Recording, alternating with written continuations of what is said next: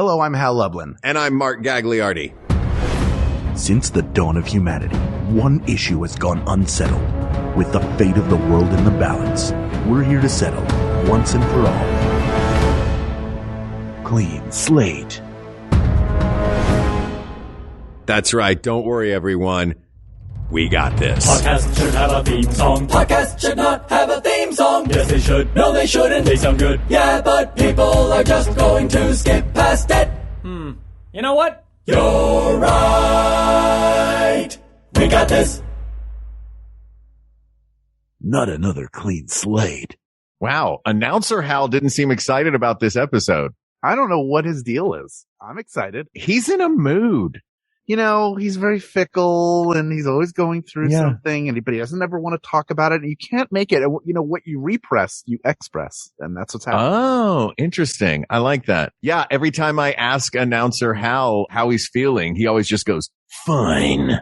Yeah. He doesn't want to talk about it. I know. But you know what? If he doesn't want to talk about it, I don't want to pry. He's got his boundaries. Yeah.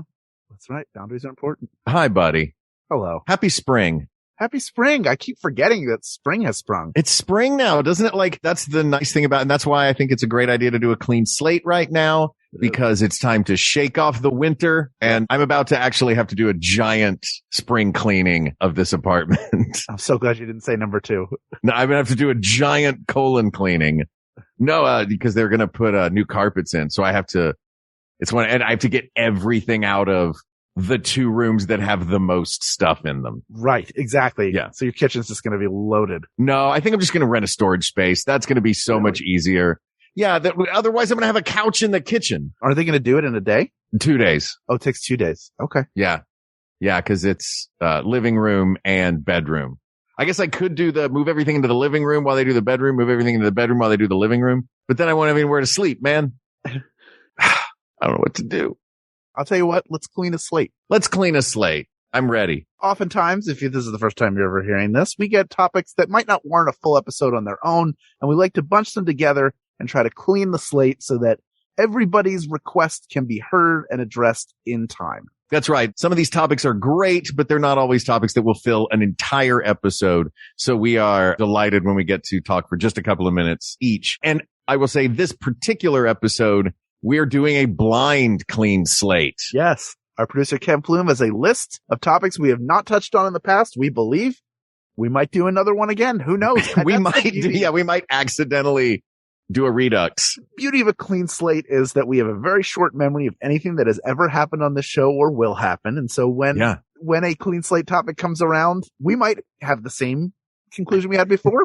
Also, we're growing and changing as people. It might be completely different. Let's find out. Ken, what is the first topic? Wait, real quick, before we get the first topic, do you remember we were doing a looping session years ago when we were in a loop group together, and it was for a movie that featured an afternoon political talk show host. Do you remember this? And we all played fake callers into this political talk show, but the talk show host was a real talk show host out of, I believe, Minneapolis. Okay. And we would hit him with questions and he would just go off and like on these rants and blah, blah, blah about whatever topic we had thrown his way. And at one point, the director stopped and said, can we go back a little bit? He said to the talk show host, he was like, can we go back a little bit and just do that last one again? He goes, oh, no, we can't. I don't remember anything that comes out of my mouth the second it leaves my mouth. And I thought that was such a great, like, how the sausage gets made of an afternoon, just full on blowhard political talk show. But he knew he was a blowhard. So it was fun. But we remember everything that's ever been said on this show. That said, we might wind up with something we've already done. We don't know. I like that you came out and contradicted me and say we remember everything. We remember nothing. We're 2 goldfish. No, we remember everything. We remember everything. Ooh, look, a castle. Oh. Ooh, look, a castle. Ooh. I stole that joke from Gail. Sorry, Gail. All right. Ken, what is the first topic to clean off of this slate? From Jordana Kane. The topic is gel or paste for toothpaste. I assume the difference here is gel is a more powdery, it's got a slightly grittier, like your Colgates. The paste, you mean? Colgate versus a gel versus like an Aquafresh is kind of a... Aquafresh is the combo. Is Aquafresh the correct answer? because it's gel and paste? No, I don't think so. It's certainly the prettiest because it's got the different lines in it. But I don't think that. Do you like a gel or a paste? You know, it's funny. I mix it up. I go back and forth between a gel and a paste. Mm-hmm. I like that a paste is white generally. Yeah. So in the moment while I'm brushing my teeth, even though it's not my teeth that I'm looking at, it's the foamy toothpaste. I'm going, look how white my teeth are. It's aspirational. Yeah, it is aspirational in the moment for what I aspire to in the next 30 seconds. And I like a gel for the same reason, which is as you're brushing, the foam is like a green or blue and it's just pretty. And it also makes me feel like there's a contrast. Like, all right, I know I'm generating a lot of foam here. I'm doing a good job brushing my teeth.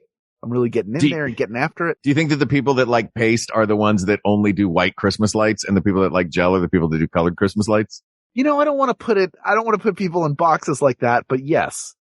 100%. I feel like if you use a paste, that maybe there's a belief, like you're pointing out, that you're making your teeth cleaner because there's something no frills about it.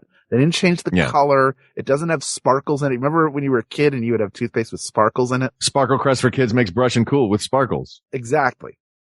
Gatorade is Thirstade. Dang it, I've been so conditioned. For that deep down body thirst. I do like a gel. I like a gel too. I'm currently a gel guy. Yeah. The whitening toothpaste I use is a gel. Yeah. But also as a kid, I did not want a paste. I wanted a colorful, sparkly gel that came in grape or razzleberry, because that was going to make my teeth better, I guess. Yeah. I like, I think it's got to be gel. Yeah, I agree. It's gel. Because you can put glitter in it. Yeah. That's right. You can't put glitter in paste. It just looks like dirt. Yeah. Simple. Take that, paste. Yeah. All right, Ken, what's next? Betty or Veronica? Josh Sinison asks. I hope I'm saying that right. Oh, this is classic. I feel like this was asked of me personally as someone who grew up. I will let you go full monologue on this one because I know very little about Archie comics. I know that they're archetypes, right? Basically. Here's the thing. Yes, certainly that was the start. Betty's the all-American girl who does well in school and is maybe chasing Archie more than Archie is chasing her. Then you have Veronica Lodge, who is the rich daddy's girl, who Archie is chasing more than she is chasing him. So the power dynamic is odd in this love triangle where, yes, they are fighting over him, but they are also chasing one another in some way. She's chasing him and he's chasing her. So I like both characters a lot, but to me, there's something about Betty Cooper who is a loyal and kind and smart girl who, in my memory, is Veronica not those things? No, Veronica, neither of them. We're boiling it down to its essence, right? Yeah. They are comic characters. They were not the deepest comic characters for a long time, but they certainly resemble in their archetypes. Would you rather have the spoiled rich girl, or would you rather have the all-American girl who's loyal, who is faithful, who is kind, and is maybe left behind, although they do basically resemble one another just with different hair. There's no other appreciable difference in the way that they were drawn for a very long time. You say she was left behind. Are you talking in the that series of Bible books Left Behind? Yes. So Archie and Veronica are just shoes and Betty is left behind in a world and has to deal with it. It's just her and Kirk Cameron making it through now. Yeah, that's right. I am team Betty. Although I have nothing against Veronica. I just thought Betty always seemed like, well, Archie, why aren't you with Betty? She clearly is more interested in you, and, allow Reggie Mantle and Veronica to date. See where that goes. That's okay. Because that was, of course, his main competition, Reggie Mantle. Sure. And then Jughead and Ethel. Jughead I know just from the hat. Then you had Midge and Moose, who were a couple. You got a lot of, you got a lot of Archie comics. Yeah. I could show you a stack of double digests. Whenever we would go to the supermarket, my mother would buy one because they were in the checkout line. Sure. And I would read them front to cover. That was her comic book that she loved. Front to cover. So you would just read the table of contents. That was all I could get through. Yeah. Front to back. Front cover to back cover. Sorry. Look, I don't know Archie. All I can do in this particular segment is interrupt you. Sure. You're doing a great job. Thanks, man. I got to say, I'm also Team Betty because I'd rather be chased than chase because that sounds exhausting. Yes. I think Betty is the choice, I believe, asked and answered. You're going along with that? That's the correct answer. 100%, man. I have your back always. Thank you. I appreciate that. You know Ken, this.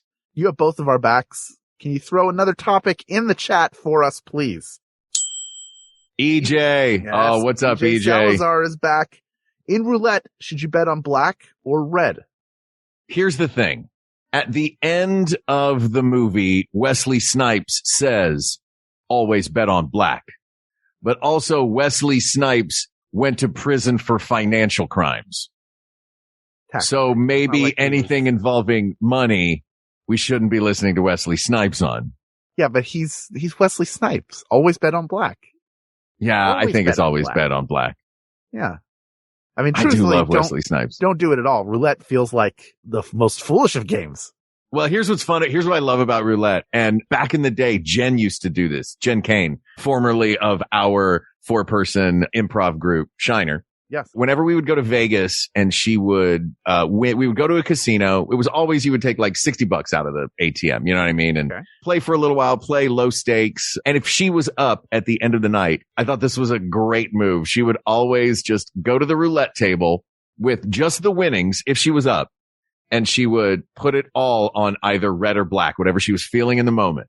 And she would either double her winnings for the trip or she would break even. That's so responsible.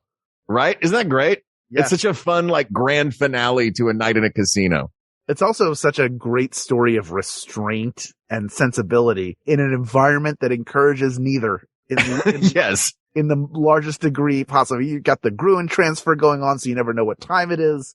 You're out of sorts. It's easy to lose track of things, but that is a smart way to do it. Yeah, roulette has never appealed to me because I feel like there's no way. It is pure chance in a way that a lot of other games don't feel like, blackjack. We're a skill guy. Control. I mean, I like to feel like I have some control over what's going on. There's a strategy to blackjack. There is a strategy to craps that I can't understand, but that's also very much chance. Poker, all these games have an element of chance and an element of control. Poker probably you have the most control over because you can have the worst possible hand and make everybody else fold. You can still win with the worst possible hand. You can. Because as we have determined, I cannot bluff. I pulled off a bluff so bad once that I had to show it when I was done. Really? Yes. Oh. But that accomplishes two things, Mark. What's the first that? thing it accomplishes is showing them that I had control over the table the whole time. I think that the board had the king, queen, jack, and 10 of spades, and I had a 2-7 off suit. Neither of them were spades, and I had a feeling that nobody else in the hand had it. So How many decks in the thing? How many what? How many decks? No, just one deck. Just one deck of cards. This is poker. This is one deck of cards. So gotcha. I'm representing that I have a royal straight flush. Gotcha. Clearly, I do not know much about poker. Yes. I went all in. Everybody folded, and I turned over the hand, which did two things. Number one, it showed that I'd gotten them, and number two, it gave everybody the image that I bluffed a lot. So if I tightened my game up for the rest of the time, then I could make money off people when I really had a hand. Oh. You can punish them for thinking you're a bluffer. I just go and sit down at a blackjack machine, the digital ones, so that they will bring me beers. Yeah. I've also royally flamed out at poker tables way more times than I've ever won. But it is fun. That element of control I like. But I always bet on black. All right. Yeah. Wesley Snipes. Yeah. If you learn nothing else from that movie, other than like always bet on saying, black. Don't ask somebody how they like their steak because they're going to shoot you and say bloody. The other thing is always bet on black. Asked and answered. Asked and answered. All right, Ken, what else we got? Donnie or Marie? Ooh, the Osmonds. Yeah. Twins? Are they twins? They're not twins. They're not. I don't know. They're siblings, brother and sister. Yeah, they're siblings, not twins. Yeah. No, they're not twins. Than her, I think. Yeah. She is the younger of the two siblings. This is tough because I'm a big fan of Donnie's version of Joseph in Joseph and the Amazing Technicolor Dreamcoat, which he did both on Broadway, on tour, and in the motion picture version, which is a lot of fun. Can I tell you right now you're talking and I hear you? But also Jennifer, I think, is making spaghetti and I can smell it. Hal, hungry. You have to pay attention. We are talking about important stuff. We're talking about the Osmonds here. Attention must be paid. Yeah. Got it. And that spaghetti that she's making, is it red and steaming and cheesy and good and salty and fun? So dumb. It's the pasta plate of many flavors. There are no meatballs inside. A little bit of bread would be all right to eat with this plate of lots of different pastas. This saucy plate of different pastas. Fill every bowl for me. Ridiculous. I'm gonna eat pasta. I'll say also Marie, though. Yes. I got to meet Marie once when I was the mayor of Main Street during the 50th anniversary of Disneyland. Sure. And we always had a grand marshal, an honorary grand marshal do the parade. Marie Osmond was the grand marshal once, and she could not have been kinder. But I know very little about her as a performer. I know only about Donnie as a performer. So I have a personal experience with one, but no fan experience with the other. But I guess the real question that we're asking here, which do you prefer, Hal? A little bit country. Exactly. Or a little bit rock and roll. You at least know that about her, that she's a little bit country. I do know that about her. Yeah, I've heard that song, of course. A little bit country. I would go with Donnie, and this is why. Solely for the reason that he was in a barbershop quartet with his siblings. And I was in a barbershop quartet in high school. And I identify with other barbershop quartetters. All right. But I think Marie seems like she has, I mean, they've both been success and had ups and downs. But she does seem like she would be an interesting person to just sit and have a conversation with. They both do, because they've lived a bizarre, uncommon life that they've been, when you're since they were kids, children of famous parents, and have been in and around show business for their entire lives. It's crazy. Asked and answered. It's Donnie, right? Asked and answered. It's Donnie. Yeah. Plus a little bit rock and roll. And a little bit rock. He is a little bit. I prefer a little bit rock and roll to a little bit country. I love country. I prefer a little bit rock and roll. He's like 10% rock and roll. He's 80% Broadway, and he's 10%. That's my favorite. Yeah. My favorite percent. Yours is the 10%. Mine's the 80 Broadway. Of course. Yeah. He's great. Did you ever see that movie? No, I've seen video of him performing on stage though. The Joseph movie is so fun because they made a kids movie. It's they're like, well, this is a musical mostly for kids with kids in it. Let's literally make a children's movie of this. And it's a bunch of British legends just hamming it up for a kids movie. It's a lot of fun. All right. Sorry. Ken, what's up? What do we have, Ken? Julia Allegretto Gaskill asks, oh, this is right up the alley. I smell that pasta. We're looking at the best sauce, marinara, Alfredo, or pesto. We're just choosing between those three. We're not doing a bolognese. We're not making a cacio e pepe. We're doing very specifically, there's no carbonara happening here. There's none of those. Your cream-based sauce is the Alfredo. Your tomato-based sauce is the marinara. And your pine nut-based sauce is the pesto. Mark, you are, we are both of us. I can smell the pasta. I'm going to drool onto this microphone and short it. Do you have a preference among these sauces? I have a least favorite among these. I have one that I simply do not like. I wonder if it's the same for both of us. 1, 2, Is it 3. Alfredo? Pesto. Oh. Wow. Well, there's one that, you know what, that might answer it. Alfredo sauce to me is so heavy. It becomes so little about, for me, Alfredo sauce is just too heavy, you know? Yes. And I just don't like the taste of pesto. I've never liked pesto. Really? It just, I don't like not only am I not a fan of the flavor, but famously, I'm a mouthfeel texture guy and I do not like it. There's something unfinished about it in the taste of it to me. There's also something that I love about an Italian red sauce. Yeah. You know, that classic marinara sauce. That's the one that seems to be, at least the versions that I have had of it most often, the one that is homemade and made with love. Mm-hmm. Alfredo, my family, we never made Alfredo. We never made pesto, though pesto is, fairly easy to make. It's a mortar and pestle and basil and pine nuts, but it does have that sort of weird, very oily mouthfeel. A good red sauce to me. Oh, yeah. I'm a red sauce guy. Yeah. Do you make it ever? Does Jen make it from scratch when she does the lasagna? No, that is a canned sauce that we then season and mix in. Mm-hmm. You're mixing everything sort of together, but I love, this is not something that I am super familiar with because I did not grow up in a huge Italian family, but I've seen on TikTok videos of these huge Italian families where generations of them get together and once a year they make sauce. They make giant vats of sauce that get canned, that get stored, that they have for the year. And it's amazing to watch it being made. And it looks delicious. And like marinara sauce, it's the best.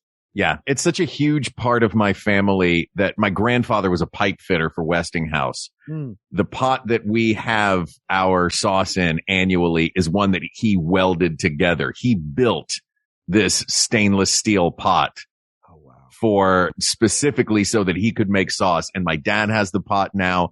I will fight my brother for it one of these days. Yeah, I'll give you my quick recipe. Can I give you my quick recipe? Please. The easiest version.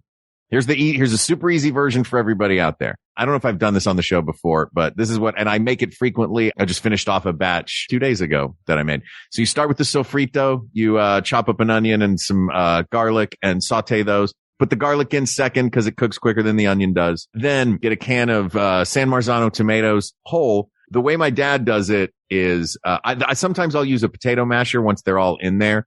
Or the way that my dad and grandfather do it, I don't know how much of a difference it makes, or if it's just because they did it that I do it, is wash your hands thoroughly and then pour the can of sauce over your hand. And as you catch each tomato, just squeeze it in your hand. Okay. Just to crush them that way. And then once you have that little bit of tomato paste, roughly the amount that you would find in a can, whether you're using the tube or the can, doesn't matter, I guess. I don't know if it matters or not, but I use the tube. Mutti is the Italian company that I like that makes the tube of tomato paste. Then there it is. There's your base. And from there, go nuts. Whatever put your seasonings in it, more garlic powder if you want a little more garlicky, put some spice in there if you want some spice, some Italian seasoning. But once you have that base, that's the fun of it. That's the joy of it. Yeah. I'll leave it on all day and then, go by every half an hour, taste it, go, you know what? Put a little wine in there. You know what? Put a little more basil in there. And it's such a fun game of trying to get it just right. Yeah, it's marinara. Yeah. Asked and answered. Easy. Amen. That was an easy one. Thank you, Julia. All right, let's take a quick break. We've been cleaning Slate for a while now, and we want you to hear about some of the other great shows on the Max Fun Network and possibly a sponsor or two. Who knows what the future might bring? You do, because you're about to find out right now. You do, because you're about to experience it now. Wait, Hal, you already said that. Is there a glitch in the Matrix? I try to retake something once to give it to Ken clean, so we don't have to old version. I thought that was you coming back from the ad break. I knew where I was going. My hungry brain kind of tripped my mouth, and then I mean, she's making the sauce in there, dude, or she's making the pasta in there. I get it. Just be the pasta, just salted. It just smells so good. I'm so hungry. You know what? Weirdly salted pasta water even smells great. Oh, that's another great tip, by the way. Pasta water. Put a little bit of the pasta water in the sauce. Yeah. Get a little of that starch in there. I love that. Do you all right? You know what I did in the last round? And now I could just talk about sauce all night. What I did in the last round was the first thing I did was I got a bunch of crumbled Impossible sausage. Nice. And browned that, a big old thing of it. And then browned that, then took it out of the pan, did the sofrito in that, and then added that back in. So it was almost like a meat sauce, but with Impossible. It was so good. Healthy bolognese. We Got This with Mark and Hal is brought to you in part by Trade Coffee. Hal, I gotta say, I'm a big fan. I love what this company is doing. It is like Match or eHarmony for coffee. You tell it how you're feeling, and it matches you perfectly. It's super easy. I logged in and I answered a few questions. I told them I like a light roast coffee with a little bit of flavor, maybe some funky kind of stuff to it. I drink my coffee black, and immediately they came back to me with a small independent coffee company. Shout out to Peixoto out of Chandler, Arizona. Brazilian coffee. It's the perfect coffee to drink black because it's got these sort of nutty notes to it. And it's also specifically a coffee that extracts well into pod machines. I have a refillable coffee pod thing. And all of this they knew I would love because when you sign up, you tell them how you like your coffee. Everybody's specific about their coffee. This is how I love my coffee. And they knocked it out of the park with Peixoto. Yeah, I mean, that's the great thing with Trade Coffee. Trade Coffee is going to connect you to the freshest and best tasting coffee that you've ever made at home by partnering with the country's best craft roasters. And the people at Trade Coffee actually walk the walk.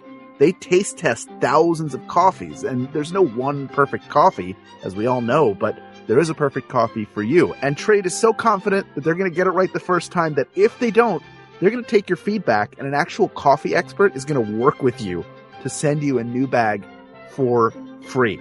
So you got to check it out. Well, I'll tell you, they didn't have to do that with me. There you go. See, they got it. They live by the guarantee. They got it right. They got it right the first time. I told them exactly what I wanted. They sent it to me. Peixoto is my jam now. Yeah.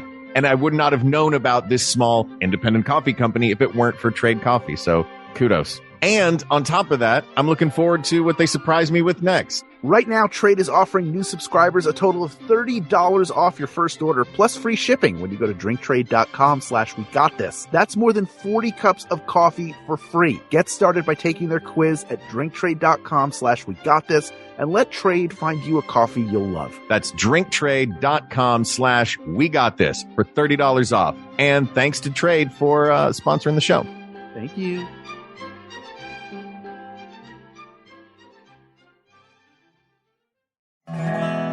Hi, I'm Biz, host of One Bad Mother. Whether you're a parent or just know kids exist in the world, join us each week as we honestly share what it's like to be a parent. I signed my stepson up for a camp that is actually in another state. I feel really stupid, and I don't think we're going to get the money back. And then he found out that the car manual is a book about cars, so now he's reading our car manual. So join us each week as we judge less, laugh more, and remind you that you are doing a great job. Download One Bad Mother on MaximumFun.org, and yes, there will be swears. Hey there, beautiful people. I'm Travell Anderson. And I'm Jared Hill. We are the hosts of Fantai, the show where we have complex and complicado conversations about the gray areas in our lives, the things that we really, really love sometimes, but also have some problematic feelings about. Yes, we get into it all. You want to know our thoughts about Nicki Minaj and all her foolishness? We got you. You want to know our thoughts about gentrification and perhaps some positive aspects of gentrification? We get into that too. Every single Thursday, you can check us out at MaximumFun.org. Listen, you know you want it, honey, so come on and get it. Period. All right, folks, we are back. We're here to clean more slate. Ken, what is our next topic? Dave Hoffman asks, sunrise or sunset? If you are watching my bar mitzvah video from 1990, you would know the answer is sunrise, sunset, sunrise, sunset. That's the part that plays over all of the pictures of me as a child. Oh my God. Well, you know how swiftly fly the days. I don't remember growing old. Were you in fact a seedling that turned overnight into a sunflower? Yeah, I like to think so. You know what? You're blossoming right now, even as I gaze. Oh, thank you. I try. Yeah. No, weird. There's flowers shooting out of your back right now. Yeah, it's happening. I know. I'm a real Swamp Thing. This is a fun one. Sunrise or sunset? Mm-hmm. Look, we both live in Los Angeles. Mm-hmm. You live right by the water. Yep. So you can get some pretty spectacular sunsets in LA over the water. Yes. If you're on the East Coast, you get some pretty spectacular sunrises. If you're in the middle, you can go either way. I will say for me, the promise of a new day that a sunrise portends is a really invigorating thing. Representatively, I agree with you. Mm-hmm. Every time I've been to Hawaii, where you're on an island, you get the sunset and the sunrise. You don't have to choose based on which coast you're on. You can see it all. Mm-hmm. Everybody gathers for the sunset because everybody's awake for it. Sunrise. Yeah. Often you have to wake up to experience, but I get it. It is beautiful, especially when you're up. You're generally up earlier than most people, so it feels like it's special just for you, as opposed to a sunset where a lot of people might gather to watch it. But there's something about the richness of color in a sunset that visually I prefer. I think it also, you mentioned something that I really love, the idea that a sunrise is something that if I'm seeing a sunrise, I'm usually seeing it by myself. Unless it's been a long night. Mm-hmm. I'm seeing it's because I'm out for a hike early in the morning. Yeah. In wintertime in California, you can do that. Get up for a hike before the sun is up and it's not too cold. That's right. And it feels, a sunrise feels like a more personal moment. Yeah. Generally, a sunset feels like a more shared moment. I agree with that. I guess if that's the case, I'd prefer to share my moments. Yeah, I agree with you. I think it's sunset. Yeah, I think it's a sunset. All right, Dave Hoffman, ask and answer. Dave, thank you. The good doctor checking in. Thanks, Doc. What else we got, Ken? Oh, this is long. Dave Schuster asks, Skeletor or Cobra Commander? Who is the more, quote, competent supreme leader, i.e. had the most success / wins against their adversaries? Who's more of a bumbling idiot? I mean, neither of them were ultra successful because the heroes lived every single time. Yeah. Cobra Commander eventually gets turned into an actual snake, which is a kind of a rough ending. And also, he was supplanted by Serpentor. Who was Serpentor? See, I don't know a ton about it. They went on this globe-trotting expedition that Dr. Mindbender was running to get all these artifacts together. They put together to create Serpentor, who was like the ultimate Cobra leader. He's like, I am Serpentor. And, he had a big snake on his head. Hang on a second. A big snake on his head. He had a big snake on his head. Yeah. It's like a cowl. But he went by Serpentor and not Serpentor. It wasn't until you had a snake on his head that I realized that it was serpent. Like, it feels like the emphasis is too far on the wrong syllable in that one. Serpentor. Yeah. In my mind, that is a man named Pentor who was knighted. Yeah. He was a serpent emperor. Serpentor. S-I-R? Pentor. S-E-R. Serpent.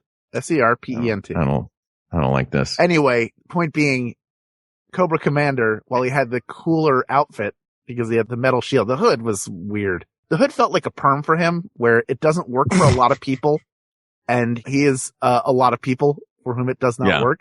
But the metal, the shield under the helmet, attached to the helmet, that's a really cool look. This is battle. It's they both have cool heads. From the neck up, they're both very cool. Yeah, Skeletor wins at a fist fight. I can't speak much to the competent supreme leader. Like, if the question is not Skeletor versus Cobra Commander, generally it's who's the more competent supreme leader. Unfortunately, that I can't really speak to. I would say as a fandom goes, I was way more of a He-Man kid than I was a G.I. Joe kid. Yeah. And Skeletor is hilarious lunacy. Yes, he's the Joker who takes himself seriously.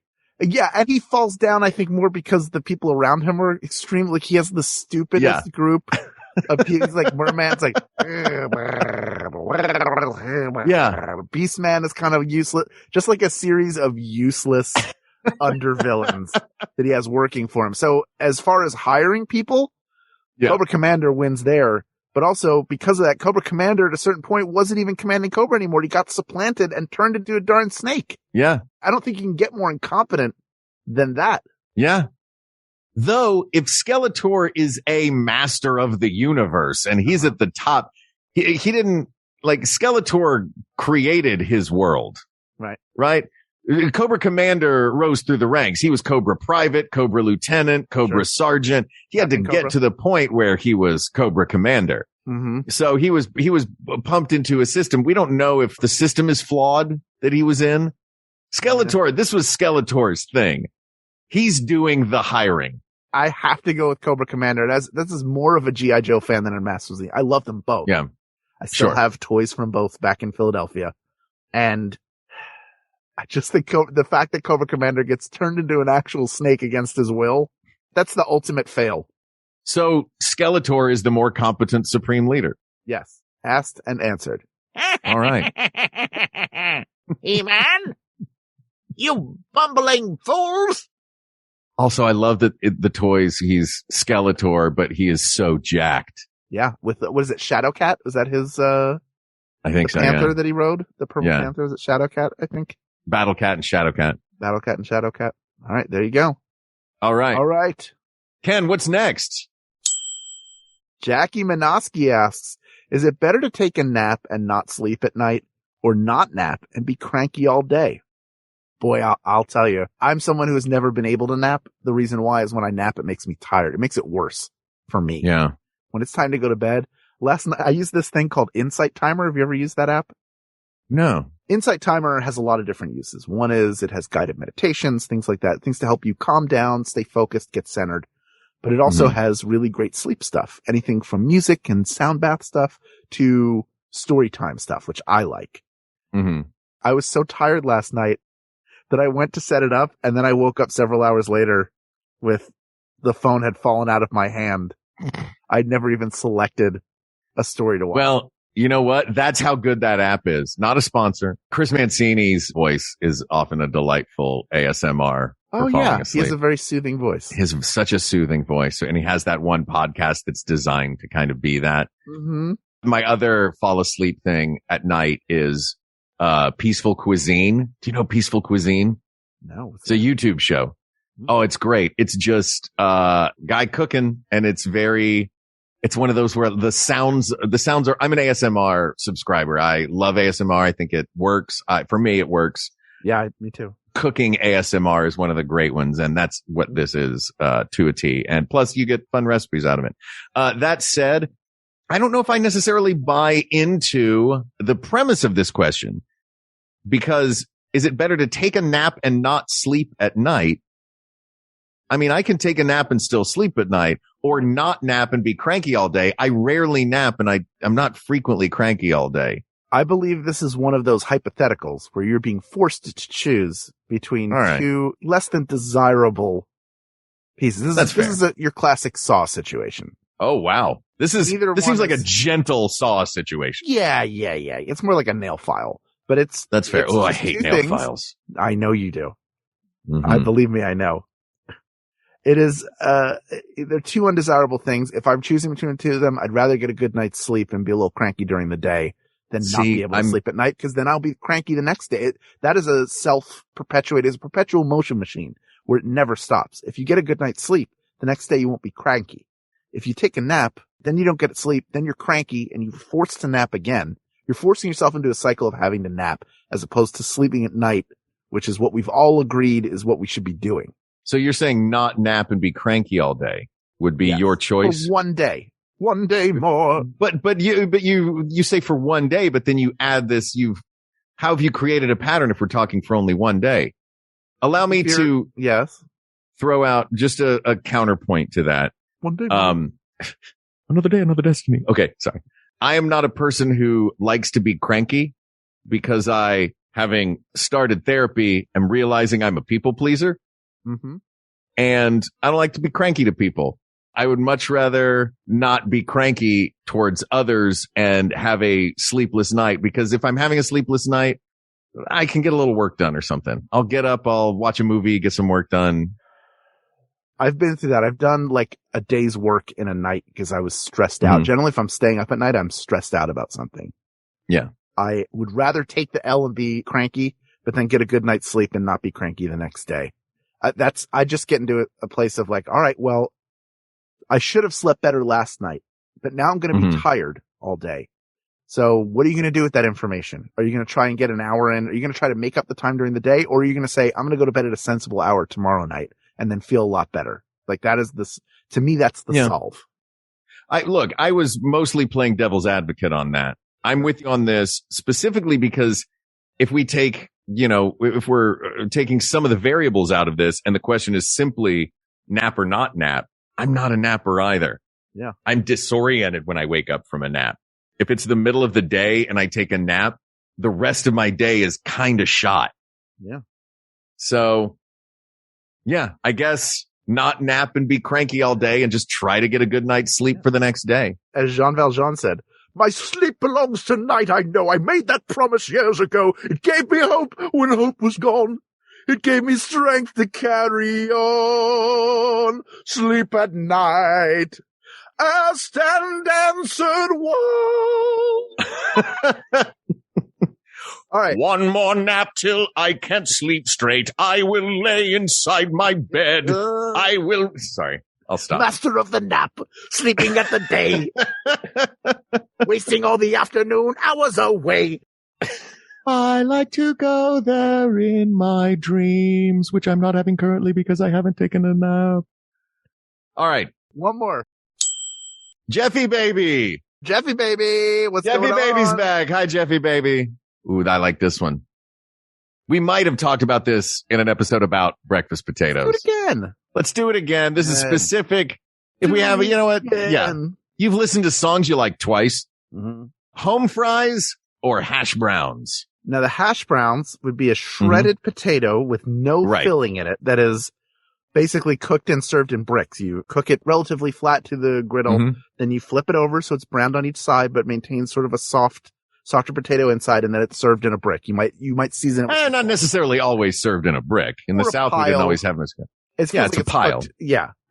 You're too used to the Philly cheesesteak, which is all foods in Philly are brick based. That's right. We like it. We like our shape. You just put a brick of anything on a griddle and it turns into a meal. A home fry is a seasoned cubed potato that is sauteed with peppers and onions, and then both served as a side for breakfast. I feel like I know which one that you prefer, and I feel like I prefer the opposite. Let me guess. I think you prefer home fries. No, I like hash browns. Oh, I'm a hash browns guy 100%. Dude, I grew up in the South. Waffle House. Cause you know what you can't do to home fries? Smother them, cover them, dice them, chunk them. All those great things that you can do at Waffle House. Like, you're not going to smother your home fries in a slice of American cheese, but if I got this big, flat, crispy, give me that sweet garbage cheese on top. Plus, I like the crispiness of a hash brown. I do too. There's too much going on in a home fry for a breakfast. It's like, I have some eggs here. I have this. Like, you're doing too much. You don't have to try that hard. Just be potato. It's okay. And they feel like dinner potatoes to me. They do. They feel like they should go with a steak. Yeah, exactly. And, you can't really put home fries in a breakfast burrito. California, we love our breakfast burritos. We do. Hash browns are way better in a breakfast burrito than home fries. You know what's really nice about this? What's that? Sometimes we agree about something when we do a clean slate. And a lot of times we disagree. And to end this one on an agreement is really nice. So we're ending it on hash browns. Asked and answered, Jeffy baby. Yeah, Jeffy. And plus it's nice to get one from Jeffy baby because he's so kind. Yes. Yeah. Well, these topics are all closed officially now until we do another clean slate and maybe we forget that we did one or more of these. Yeah. But for now, these topics are closed, but there are many more topics to discuss that you have in your brains to give to us. So please reach out to us on Twitter at We Got This Tweets or email us at wegotThisPodcast@gmail.com or go to our Facebook group. Always load us up with topics all the time. We are watching. We are trying to get through the backlog. I promise. Facebook.com/groups/We Got This Podcast. Thank you to producer Ken Plume, host of A Bit of a Chat with Ken Plume, which is a lovely podcast you should listen to if you're not doing so already. Thank you also to researcher Kate McManus, graphic designer Uri Kelman, and QA engineer Jen Alba. And thanks, of course, to our musicians, Jonathan Dinerstein and Mike Furman with our score and theme song, respectively. And thanks to you, the people of the world, for giving us a chance to sit down and talk about things we love like we always do, like you have always allowed us to do. And, if there were one way that I wanted to hold on tight to all of the people of the world, I'd say that way would be smothered. You'd be scattered, covered, chunked, topped, diced, and peppered. Which means I would like you all covered in onions, melted cheese, ham, chili, diced tomatoes, and jalapenos. This fell apart. For Hal Lublin, I'm Mark Gagliardi. For Mark Gagliardi, I'm Hal Lublin. And don't worry, everybody. We got this. We got this. MaximumFun.org. Comedy and culture. Artist owned. Audience supported.